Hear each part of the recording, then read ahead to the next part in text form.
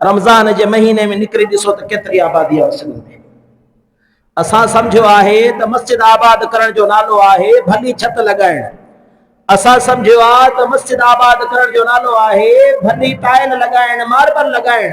असां सम्झो आहे त मस्जिद आबाद करण जो नालो आहे त भलोड़ मेहराब ठाहे सुठा शीशा लॻाइण, भला कालीन लगाइण, भला पखा लगाइण, सोलर लगाए छॾण। पर मुंहिंजा सोना, इहा मस्जिद आबाद करण ना है। अल्लाह जो घर आबाद हूंदो आहे सजदन सां। खुदा जो घर आबाद थींदो आहे सजदन सां। ऐं तोखे इहा ॻाल्हि ॿुधाईंदो हलां, जेसी मुसलमान पंहिंजे रब जी बारगाह में झुकंदो हुयो, कुल कायनात मुसलमाननि जे अॻियां झुकंदी। जेसी ताईं मुसलमान पंहिंजे रब जी ज़ात सां इहो कनेक्शन जोड़े रखियो, तेसी ताईं अल्लाह जी ज़ात इज़्ज़त जो ताज मुसलमान जे मथे ते रखियो। जॾहिं खां असांजो मस्जिदूं वीरान थी वियूं, जॾहिं खां असांजे मस्जिदनि मज़ा निमाज़ी ख़त्म थी विया, जॾहिं खां असांजे अंदरि अल्लाह जो ख़ौफ़ ख़त्म थी वियो, रसूलुल्लाह सल्लल्लाहु ताला अलैहि वसल्लम जी शर्म ख़त्म थी वई, अॼु पूरी दुनिया ते ज़लील मुसलमान। ॾेढ खां ॿ अरब, ॾेढ खां मथे ऐं 2 अरब जे विच में दुनिया जी आबादी आहे मुसलमाननि जी। तक़रीबन 6 अरब जी आबादी आहे पूरी दुनिया में। समूरे मज़हबनि जी समूरी आबादी तक़रीबन 6 अरब जे लॻभॻि आहे। उन 6 अरब मां ज़रे घटि 2 अरब आबादी मुसलमाननि जी आहे। पोयां जेके 4 अरब आहिनि, उन में ईसाई आहे, यहूदी आहे, क्रिश्चन आहे, उनमें दरियो आहे, कम्युनिस्ट आहे, हिंदू आहे, ॿिया जेके बि मज़हब आहिनि, उन्हनि समूरनि खे गॾायो त उहे गॾिजी सॼी 4 अरब थींदा। पर मुसलमान दुनिया जी 2 अरब जे लॻभॻि आबादी आहे। उसूल इहो आहे त जेको घणा हूंदा आहिनि उहे ग़ालिब हूंदा आहिनि। उसूल छा आहे त जेके घणा हूंदा आहिनि उहे ग़ालिब हूंदा आहिनि। उन्हनि जी हुकूमत हूंदी आहे, उन्हनि जी पावर हूंदी आहे, उन्हनि जो दाबो हूंदो आहे। पर मुंहिंजा सोना, आबादी वधीक हुजण जे बावजूद दुनिया में मज़लूम तरीन कौम मुसलमान। इन करे त इन जो कनेक्शन ही अजीब रखियो आहे अल्लाह जी ज़ात। इन जो कनेक्शन तलवार सां ना है रुगो, इन जो कनेक्शन रुगो पावर सां ना है, इन जो कनेक्शन रुगो बमन सां या एटम बम सां ना है। त केतिरा हथियार हूंदा त पोइ मुसलमान खे फतह नसीब थींदी। इन जो कनेक्शन आहे पंहिंजे रब जी ज़ात सां ताल्लुक़ खे मज़बूत करण जो। ही जेतिरो पंहिंजे रब जी ज़ात सां ताल्लुक़ मज़बूत कंदो, अल्लाह ओतिरी इज़त मुसलमान खे ॾींदो रहंदो। समूरा सहाबी सगोरा, समूरा सहाबी, ॾींहं जो सिज उभरंदो हुयो त जंगूं शुरू थींदियूं हुयूं। हज़रत ख़ालिद बिन वलीद, हज़रत काका, ॿिया जेके बि समूरा वॾा वॾा सिपह सालार आहिनि ऐं हुज़ूर जा जेके बि सहाबी सगोरा आहिनि, ही सुबुह सिज उभरंदो हो त जंग शुरू थींदी हुई। ओ वींदे सिज लहंदे सॼो ॾींहुं जिहाद कंदा हुआ। त जॾहिं राति थींदी हुई, ज़ख़्मनि सां चूर हूंदा हुआ, कंहिंजी हॾी टुटियल हूंदी हुई, कंहिंजे जिस्म जा टुकड़ा थियल हूंदा हुआ, कंहिंजे जिस्म जे मथां तलवारुनि जा घाव लॻल हूंदा हुआ, कंहिंजे जिस्म जे मथां तीरनि जा ज़ख़्म थियल हूंदा हुआ। पर ओ मुंहिंजा सोना, इहो मुसलमान एतिरनि तकलीफ़ुनि आज़माइशुनि जे बावजूद वरी मुसल्ले ते बीही पंहिंजे रब जी बारगाह में सजदा सुजूद थींदो हुयो। त मुंहिंजा मालिक, रब खे अर्ज़ कंदो, मुंहिंजा मालिक, मूंखे हिननि तीरनि तलवारनि ते भरोसो कोन्हे, मूंखे हिननि हथियारनि ते भरोसो कोन्हे, मूंखे पंहिंजी फ़ौजनि ते भरोसो कोन्हे, मूंखे पंहिंजी ताक़त ऐं पावर ते भरोसो कोन्हे। मुंहिंजो भरोसो मुंहिंजा रब तूं जी ज़ात जी मदद ते आहे। पोइ जॾहिं अल्लाह जी मदद ते भरोसो करे मुजाहिदीन इस्लाम ॾींहं जो जिहाद करे राति जो अल्लाह जी बारगाह में सजदा सुजूद थींदा हुआ। पोइ जॾहिं महिल ॾींहुं चढ़ंदो हो न, पोइ जिथे ख़ालिद बिन वलीद जो नालो गूंजंदो हो त कुफ्र मैदान छॾे भॼी वेंदो हुयो। तो अल्लाह इहो दबदबो ॾींदो हुयो इस्लाम खे। अल्लाह या ताकत जुरत ॾींदो हो इस्लाम खे। जो हज़रत ख़ालिद बिन वलीद जो आवाज़ रुगो ख़बर पइजी वञे त इन मैदान में ख़ालिद बिन वलीद आहे, त वॾा वॾा दुश्मन बि पैर उन्हनि जा उतां खां फिरी वेंदा हुआ ऐं पोइते वेंदा हलिया हुआ। ऐं पोइ अल्लाह उन इस्लाम जे सदके, दीन जे सदके, अल्लाह जी बारगाह में झुकण जे सदके ताक़त एतिरी ॾींदो हो। हज़रत शेर ख़ुदा रज़ी अल्लाह ताला अन्हु हिकिड़े ॾींहुं मस्जिद नबवी में मानी पे खाधी। सुकल मानी हजरत शेर खुदा रज़ी अल्लाह ताला अन्हु पे खाधी। एकड़ो बाहर जो को आयो मदीने में तो हू चवण लगो मुखे अली सां मिलणो आ, मुखे अली सां मिलणो आ। हजरत शेर खुदा रज़ी अल्लाह ताला ने फरमाया, पाण फरमाया आऊं ही अली आहियां। हजरत शेर खुदा रज़ी अल्लाह ताला ने जो कद नंढड़ो आ, कद बुत ते न होंदो आ, मुंहिंजा सोना बाडियन ते न होंदो आ, ज़ाहिरी ताकतन ते न होंदो आ। वो मानू जेॾी महिल हजरत शेर खुदा रज़ी अल्लाह ताला ने फरमायो न त मां अली आहियां तो खिलण लॻो। तो जो खिली छो थो यार अली मजाक न कर, अली तो उहो आहे जेको खाॿे हथ सां खैबर जो दरवाज़ो पटे वठंदो आहे। अली तो शेर खुदा है, मुसलमानन के शेर खुदा चवंदा आहिनि। वो तो खाबे हथ में खैबर जो दरवाजो पटे ढाल बनाए जंग विढ़ंदो आ। जेकॾहिं जंग खां बाद में वो दरवाजो उछलाए छॾे त 70 माण्हू उन दरवाजे खे खणी न हिल सघंदा। अली तो शेर खुदा है, अली तो वॾो पहलवान आ, अली तो वॾो ताकतवर आ। तू ही नंढड़ो तुंहिंजो कद ही सुकल मानियो पियो खाई ऐं चवी पियो त मां आहियां वो शेर खुदा। हजरत शेर खुदा रज़ी अल्लाह ताला ने पाण फरमाईंदा आहिनि, अदा तू भुलियो आहीं, तू समझी थो त मुसलमान खुराक ते विढ़ंदा आहिनि, तो समझो आ त मुसलमान जिस्मानी ताकत सां विढ़ंदा आहिनि, तो समझो आ त मुसलमान को ज़ाहिरी वजूद जी ताकत सां विढ़ंदा। न न, ही अली आ जेको हिते ही मानी पियो खाए सुकल मैदान में जेको विढ़ंदो आहे उहो शेर खुदा हूंदो आहे। उन सां अल्लाह जी मदद हूंदी आहे, असां अल्लाह जी मदद सां विढ़ंदा आहियूं। जंगे कादसिया हिकिड़े पासे 40,000 मुसलमान, ॿिए पासे 6 लख यहूदी ऐं ईसाई। महबूब जो हिकिड़ो सहाबी हुन पासे खां दू बदू जंग आहे, हेॾा मुसलमाननि जूं सफ़ूं लॻल आहिनि, हेॾा ईसाइनि यहूदियुनि जूं सफ़ूं लॻल आहिनि। उन्हनि वटि हर क़िस्म जो हथियार आहे, तरो ताज़ा फ़ौज आहे। ही पोयां 1 साल खां विढ़ंदी पई अचे। 40,000 मञा 8,000 ज़ख़्मी आहिनि, बाक़ी 32,000, उहे 32,000 बि 1 साल खां मुसलसल जंगियूं पिया विढ़ंदा अचनि। इलाइक़ो बि कादसिया जो इलाइक़ो जंगे कादसिया चवंदा आहिनि, ईरान ऐं रूम ऐं फारिस के फतह थियण वारी जेका जंग हुई हज़रत सईदना उमर फारूक जे ज़माने में, जेका सख़्त तरीन जंग हुई, इन जंग में इलाइक़ो बि पंहिंजो न आहे, मदीने खां बि 100 मील परे हेॾा खां ईसाइनि जो हिकिड़ो ताकतवर तरीन पहलवान पंहिंजे घोड़े ते चढ़ी ऐं मैदान में निकितो ऐं बीही करे चई आहे कि तमामु में को जवान अचे मुंहिंजे मुक़ाबले में। अञा ॿियो केरु निकितो कोन त हज़रत अमर बिन महदी करब मैदान में निकिरी आयो। ऐं तोखे कमाल ॻाल्हि ॿुधायां त अमर बिन महदी करब केर, उमिरि आहे 70 साल। पोड़ो सहाबी, पोड़ो सहाबी। बाबा जी अला अमीरुल मुजाहिदीन रहमतुल्लाह ताला ने फरमाईंदा हुआ, पाण फरमाईंदा क़यामत वारे ॾींहुं तव्हां उज़ुर कया न त आउं त पोड़ो हुअसि, मां कीअं मैदान में निकिरा हा त अल्लाह हज़रत अमर बिन महदी करब खे बाह खां वठी पेश कंदो त ॾिस ही बि त पोड़ो हो न कीअं मैदान मल्हाईंदो हुयो। को नंढड़ो थी करे उज़ुर करे आउं त नंढड़ो हुअसि त अल्लाह तबारक व तआला अबू जहल जे कातिलन मुआज़ ऐं मुआवज़ खे पेश कंदो। अल्लाह चवंदो ही ॾिस निहार, हिन जी उमिरि निहार 14 साल हिन जी उमिरि आहे। अल्लाह जी ज़ात हज़रत अली असगर रज़ी अल्लाह ताला अन्हु खे औनो मोहम्मद खे पेश करे चवंदो निहार ही 6 महीननि जा ॿार बि त अल्लाह जी राह में कुर्बान थिया न। हज़रत अमर बिन महदी करब 70 साल जे लॻभॻि उमिरि आहे। एॾा खां जेको ईसाइनि जो पहलवान आयो उनजो पंहिंजो बि कद तमामु वॾो हो ऐं घोड़ो बि हुनजो तमामु वॾी बला हुयो। तमामु वॾे घोड़े जे मथां सवार, पूरो लोह में वेढ़ियल, तलवार हथ में खणी वॾे शाह जाहो जलाल सां मैदान में अची चवे थो आहे केरु मुसलमाननि में जेको मुंहिंजो मुक़ाबिलो करे। हज़रत अमर बिन महदी करब रज़ी अल्लाह ताला अन्हु पोढ़ड़ो सहाबी, 70 साल जे लॻभॻि उमिरि। इन उमिरि में त माण्हू जे जिस्म जा आज़ाब ॾकण शुरू थींदा आहिनि। हज़रत अमर बिन महदी करब मैदान में अची पाण फरमायो हलिया मैदान में आऊं आयो आहियां मुक़ाबिले जे लाइ। अल्लाहु अकबर कबीरा। अल्लामा इकबाल फरमाइंदो ये गाजी ये तेरे पुरस्कार बंदे जिन्हें तूने बख्शी है ज़ौक़े खुदाई, दोनों इनकी ठोकर से सहरा और दरिया सिमट कर पहाड़ इनकी हैबत से राई, दो आलम से करते हैं बेगाना दिल को अजब चीज है लज्जते आशनाई।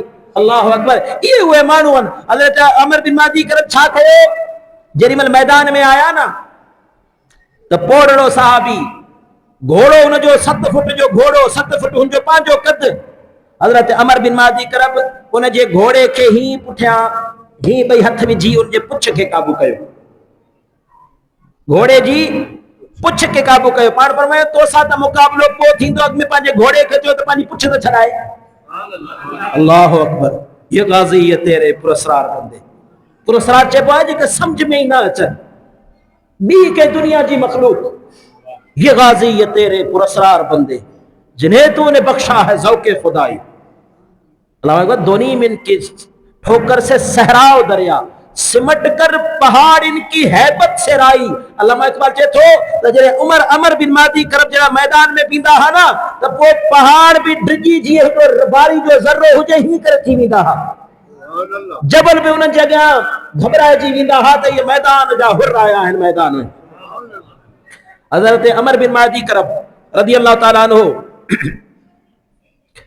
ही घोड़े जी पुछ के झलियो।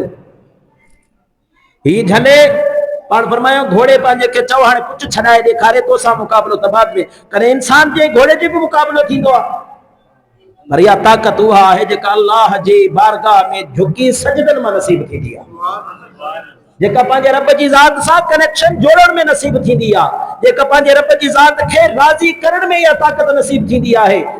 हज़रत अमर बिन मादी करब जी ही पुछ झलियल उन्हें जोर लगाए छॾियो। हज़रत अमर बिन मादी करब पोड़े सहाबी जे हथ मझां पुछ न छॾाए सघियो। बाबा जी अला अमीरुल मुजाहिदीन रहमतुल्लाह ताला ने फरमाईंदा हुआ, पाण फरमाईंदा क़यामत वारे ॾींहुं तव्हां उज़ुर कया न त आउं त पोड़ो हुअसि, मां कीअं मैदान में निकिरा हा त अल्लाह हज़रत अमर बिन मादी करब खे बाह खां वठी पेश कंदो त ॾिस ही बि त पोड़ो हो न कीअं मैदान में लहींदो हुयो। को नंढड़ो थी करे उज़ुर करे आउं त नंढड़ो हुअसि त अल्लाह तबारक व तआला अबू जहल जे कातिलन इन ॿिनी माज़ ऐं मुआवज़ खे पेश कंदो। अल्लाह चवंदो ही ॾिस निहार, हिन जी उमिरि निहार 14 साल हिन जी उमिरि आहे। अल्लाह जी ज़ात हज़रत अली असगर रज़ी अल्लाह ताला अन्हु खे औनो मोहम्मद खे पेश करे चवंदो निहार ही 6 महीननि जा ॿार बि त अल्लाह जी राह में कुर्बान थिया न। रूमियन जो तमाम खतरनाक पहलवान मशहूर हुयो, मैदान में आयो पंहिंजे घोड़े जे मथां सवार आहे, बड़े रोब ऐं दबदबे सां मैदान में थो अचे, आवाज तो लगाए ताहे केर जेको मुझे मुकाबले में अचे। हजरत सैयदना खालिद बिन वलीद रज़ी अल्लाह ताला अन्हु तो मैदान में निकरे। एरा हजरत खालिद बिन वलीद पंहिंजे घोड़े ते सवार आ, होॾा हू पंहिंजे घोड़े ते सवार आ। हाणे ॿई आमो साम्हूं थिया, जीअं आमो साम्हूं थिया त हजरत सैयदना खालिद बिन वलीद रज़ी अल्लाह ताला अन्हु जे वार सां उन जे हथ मां तलवार छॾाइजी वई, घोड़े खां किरी पियो। जंगे कादसिया जी तारीख़ लिखे थी त जेॾीमहिल घोड़े तां किरियो न हजरत सैयदना खालिद बिन वलीद रज़ी अल्लाह ताला अन्हु भी पंहिंजे घोड़े तां लही आया। लही हजरत खालिद भी पंहिंजी तलवार उछलाए छॾी पासे ते ऐं ॿई हिक ॿिए खे ॿखे पइजी विया। हिकिड़े पासे खालिद बिन वलीद जिस्म जो सुकलड़ो, ये असां मौलवी 7 मानियूं खाईंदा आहियूं, ये अल्लाह जी मदद 7 मानियुनि सां गॾु कोन हूंदी आहे। अल्लाह जी मदद सजदन में आहे, अल्लाह जी मदद बुख कटण ते आहे, अल्लाह जी मदद फाका कटण ते आहे, अल्लाह जी मदद मैदान मल्हाइण ते आहे, अल्लाह जी मदद अल्लाह जे दीन जे लाइ मैदाननि में निकिरण ते आहे। हज़रत खालिद बिन वलीद जिस्म जो सादड़ो सुकरड़ो, कद भी पूरो, एतिरो घणो डिघो कद भी कोने, एक आम इंसान मुकाबले में उन जो खतरनाक तरीन पहलवान हजरत खालिद बिन वलीद भी तलवार उछाए छड़ी, उछलाए ही उनखे बख जो विधई। हजरत खालिद बिन वलीद ही उनखे बाह में भरे। तव्हां ॾिसंदा आहियो, अॼु बि मल ॾिसंदा आहियो त पहलवान हिक ॿिए खे ही हुनखे भाकुर में खणंदा आहिनि ऐं ही हथ विझी ज़ोर ॾींदा आहिनि। हजरत खालिद बिन वलीद रज़ी अल्लाह ताला अन्हु उन सामो सिपा सालार के भाकुर में विझी ही जो जोर ॾिनो त उन जे जिस्म जूं हड्डियूं ऐं उन जो पासराटियूं टुटी पयूं, ही जो हथ कढे त ज़मीन ते ढेर थी मरी वियो। इहा ताक़त आहे इस्लाम जी, इहा मानी जी ताक़त न आहे, इहा ताक़त आहे सजदन जी, इहा ताक़त आहे पंहिंजे रब जी ज़ात सां ताल्लुक जोड़ण जी। अल्लाह रमज़ान शरीफ नसीब कयो ऐं एॾियुनि बरकतनि वारो जो 5 नमाज़नि जो सवाब 350 नमाज़नि जो मिली वञे, हिकिड़े नफिल पढ़ण जो सवाब आम ॾींहनि में फर्ज़ जे बराबर थी वञे। जेकॾहिं मूं जहिड़ो निभागो पोइ बि रमज़ान में पंहिंजे रब सां लव न लॻाए त पोइ मूंखां वॾो निभागो ॿियो केर बि कोन्हे। पंहिंजे रब जी ज़ात खे रिझायो, मस्जिदूं आबाद कयो, अल्लाह जा घर आबाद कयो, शहर में हुजो बाराड़ी में हुजो पंहिंजनि ॻोठनि जी मस्जिदनि खे आबाद कयो। जे ॻोठ जी मस्जिद में इमाम रखियल न आहे, इमाम रखो। धनार बि त 10 15 15 20 हज़ार ते रखियल न, मौलवी खे बि जेकॾहिं 5000 10,000 ॾींदो त केरु खुटी कोन वेंदो। पंहिंजे मस्जिद खे आबाद कयो, केर बि नथो सपोर्ट करे। अल्लाह जे हबीब जी दीन जे सरबुलंदी जे लाइ इन नियत सां त अल्लाह मुझे रिज़्क़ में बरकत विझे, बिस्मिल्लाह करे पंहिंजे ॻोठ जी मस्जिद में इमाम रखो, अल्लाह तव्हांखे ग़ैब मंझां अता कंदो। तव्हां अल्लाह जे घर खे आबाद कंदो, अल्लाह ताला तव्हांजनि फसलनि खे आबाद कंदो। अॼु मुंहिंजा सुहिणा, जेका घर घर में परेशानी आहे, जेका घर घर में जिन भूत, घर घर में मामलात, असांजो मुसलमान पंहिंजनि औरतुनि खे खणी आमिलनि ॾे पियो वञे, पंहिंजा पैसा बि ज़ाया करे, पंहिंजी दौलत बि ज़ाया करे, मुंहिंजा सुहिणा पंहिंजी इज़त बि विञाए, सभु कुझु करे, इहो समूरो सबबु इहो आहे जो अल्लाह जी बारगाह खां परे थिया आहिनि। जॾहिं अल्लाह जी बारगाह खां परे थी अल्लाह जी राह में ख़र्च करणु छॾे ॾिनो त पोइ असांजी दौलत खाइण जे लाइ इहे भोपा वेठा आहिनि।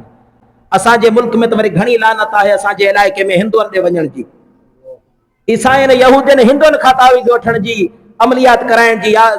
यादि रखो, जेको कंहिं हिंदू खां तावीज़ वठण वेंदो उहो इस्लाम मां ख़ारिज थी वेंदो, घर वारी खे तलाक अची वेंदी। थोरो पंहिंजे पाण ते गौर कयो, जेकॾहिं रब जी ज़ात सां ताल्लुक़ खे मज़बूत कंदो त अल्लाह इन समूरियुनि परेशानियुनि खां महफ़ूज़ करे छॾींदो। जेकॾहिं तव्हां पंहिंजी घरवारी खे पर्दो कराइण शुरू थींदो त अल्लाह जी ज़ात तव्हांजा पर्दा ऐं तव्हांजा नंग अल्लाह पाण महफ़ूज़ कंदो, जो के भोपे ते तव्हांखे पंहिंजा नंग न वठी वञणा पवंदा। अॼु मुंहिंजा सुहिणा, जेका घर घर में परेशानी आहे, जेका घर घर में जिन भूत, घर घर में मामलात, असांजो मुसलमान पंहिंजनि औरतुनि खे खणी आमिलनि ॾे पियो वञे, पंहिंजा पैसा बि ज़ाया करे, पंहिंजी दौलत बि ज़ाया करे, मुंहिंजा सुहिणा पंहिंजी इज़त बि विञाए, सभु कुझु करे, इहो समूरो सबबु इहो आहे जो अल्लाह जी बारगाह खां परे थिया आहिनि। जॾहिं अल्लाह जी बारगाह खां परे थी अल्लाह जी राह में ख़र्च करणु छॾे ॾिनो त पोइ असांजी दौलत खाइण जे लाइ इहे भोपा वेठा आहिनि। असांजे मुल्क में त वरी घणी लानत आहे असांजे इलाइक़े में हिंदुअनि ॾे वञण जी, ईसाइनि यहूदियुनि हिंदुअनि खां तावीज़ वठण जी, अमलियात कराइण जी। यादि रखो, जेको कंहिं हिंदू खां तावीज़ वठण वेंदो उहो इस्लाम मां ख़ारिज थी वेंदो, घर वारी खे तलाक अची वेंदी। थोरो पंहिंजे पाण ते गौर कयो, जेकॾहिं रब जी ज़ात सां ताल्लुक़ खे मज़बूत कंदो त अल्लाह इन समूरियुनि परेशानियुनि खां महफ़ूज़ करे छॾींदो।